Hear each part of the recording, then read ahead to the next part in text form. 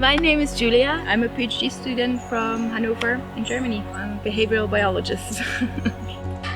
So the goal of my research is actually to find out how the communication structure in the white rhinoceros is in the groups, and also how it is linked to reproduction and reflected in the hormones. We will have the possibility to play different calls to the rhinos here, and then they will react to that, hopefully.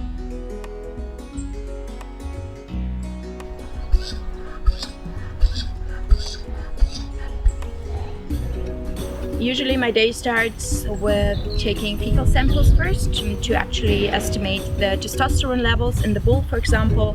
We do the same for the females, but with progesterone and estrogen, so we see how regularly the female is cycling. They're sharing food.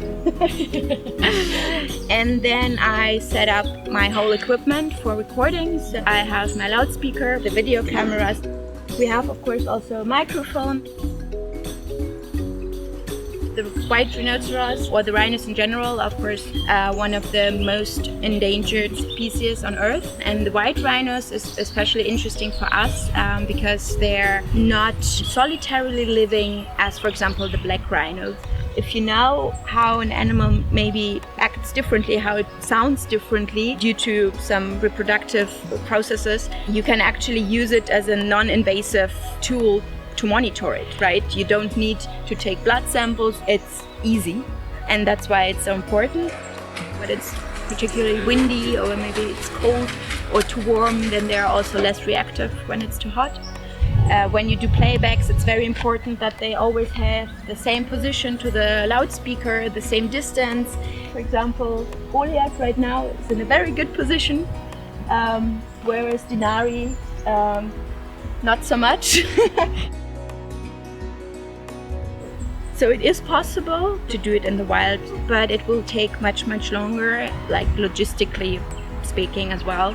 It's good to have some preliminary results, or to know what you expect when you already did it in zoos, so you can actually take those results and go to the field. Of course, I note the reaction that they hopefully show when they hear something.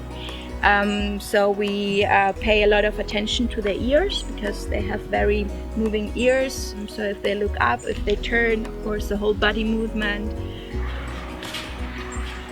It's always difficult to work with animals. You're kind of always dependent on the animal's wish to cooperate.